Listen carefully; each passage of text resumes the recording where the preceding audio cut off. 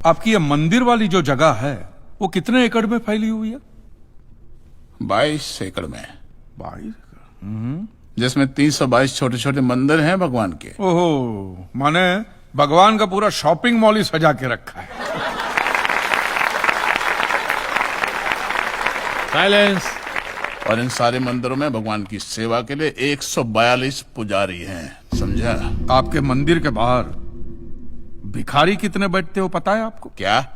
भिखारी अंदर की 320 मूर्तियां, 142 पुजारी याद है आपको, लेकिन आप ही के मंदिर के बाहर बरसों से कितने भिखारी बैठते हो याद है आपको? मिलॉर्ड, इनके मंदिर के बाहर जो भिखारी बैठते हो उसमें किसी को भी मंदिर के अंदर एंट्री नहीं है। अब धूप हो बारिश हो बाहर सड़ते रहने का, अंदर पैर नहीं रखने का। ना मत कहना। ये आप ही के मंदिर के पुजारी ने मुझे बताया था। उसने तो मुझे ये भी बताया था महाराज कि कांजी भाई, ये केस अगर आपको जीतना है ना भैया तो हर सोमवार को आइए। तो मैंने पूछा मिलॉर्ड कि मैं कहाँ हूं? तो कहते हैं शिव जी के मंदिर में आइए और 1 लोटा दूध चढ़ाइए, फिर देखिए। मैंने बोला ठीक है, ये भी करके देख लेते। तो मिलॉर्ड में पहुंच गया मंडे को दूध का लोटा लेकर। ये लंबी लाइन लगी हुई, सबके सब हाथ में लोटा पकड़ के खड़े हुए थे ऐसे। मैंने सोचा अंदर जरूर कोई दूध पीने वाला होगा, वरना ये सब जब गधे थोड़ी है जो ऐसा लोटा पकड़ के लाइन में खड़े। मेरा नंबर है, मैं अंदर गया। अंदर कोई नहीं था दूध पीने वाला, कोई नहीं। बीच में वो काला पत्थर पड़ा हुआ था। उसे शिवलिंग कहते हैं, मूर्ख। हाँ, शिवलिंग पड़ा हुआ था। और वो पत्थर मिलो, वो पत्थर दूध था। और वो पत्थर के बिल्कुल बगल में से छोटी सी पतली सी नाली में से वो सारा दूध बाहर की ओर जा रहा। मैंने बोला कि यस, बाहर तो कोई खड़ा ही खड़ा होगा दूध पीने वाला। देखा, बाहर भी कोई नहीं था। वो सारा दूध मिलो उस नाली से निकलकर बाहर गटर में जा रहा। Total waste. और वो गटर को लग के एक भिखारी खड़ा हुआ था। बेचारा 4-5 दिन का भूखा होगा महाराज, भूख के मारे वो कांप रहा था। उसको शायद ये दूध ही पीना था, लेकिन गटर में से कैसे? तो उस भिखारी को मैंने मेरा दूध का लोटा दे दिया। और दूध पीकर उसने मुझसे क्या कहा पता है? भगवान तेरा भला करे।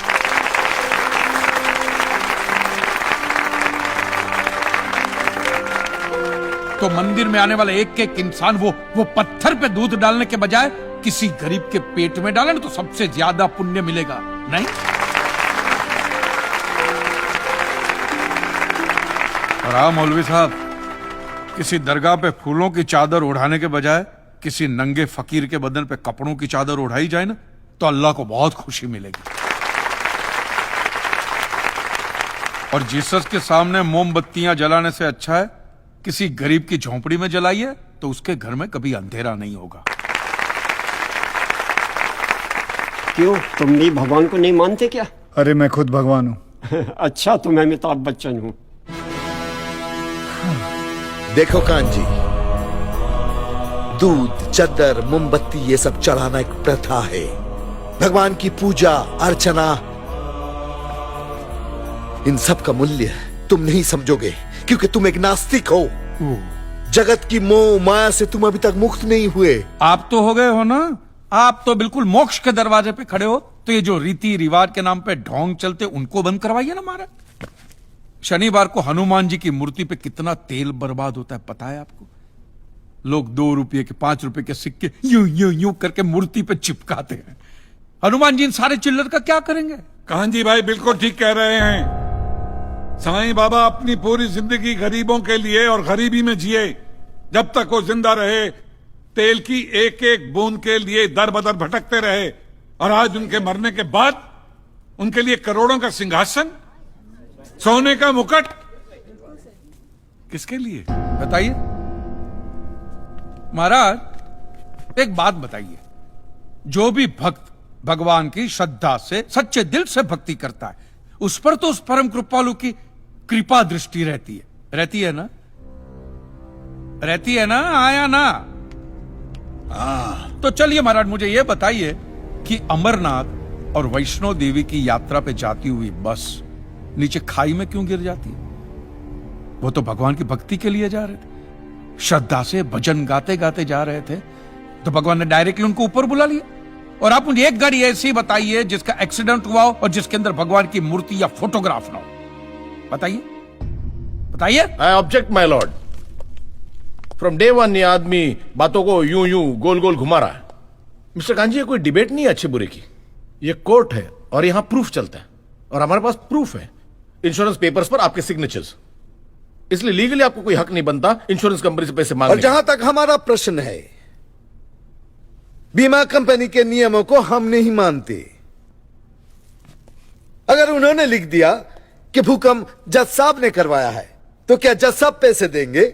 इसी तरह पॉलिसी में भगवान का नाम लिख देने से भगवान पैसे देने के लिए प्रतिबद्ध नहीं होते। अगर आप चाहते कि भगवान आपके पैसे लौटा दे तो ये प्रूफ करो कि ये भूकंप भगवान ने किया है। किया ही है ना। In writing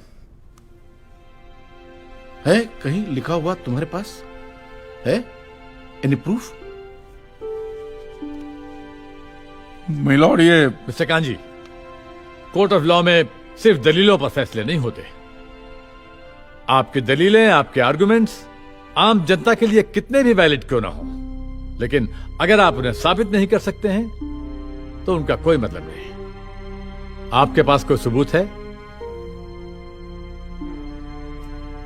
no milord. In that case ये अदालत आपको 1 महीने का आखिरी मौका देती है। अगली डेट पर अगर आप सबूत नहीं पेश कर सके तो I am afraid you will have to rest your case and all others. Court is adjourned for the day. Relax. अगली बार इस कोर्ट में नजर आए ना तो मानहानि का ऐसा केस ठोकूंगा, पहने हुए कपड़े भी उतर जाएंगे। रिलैक्स।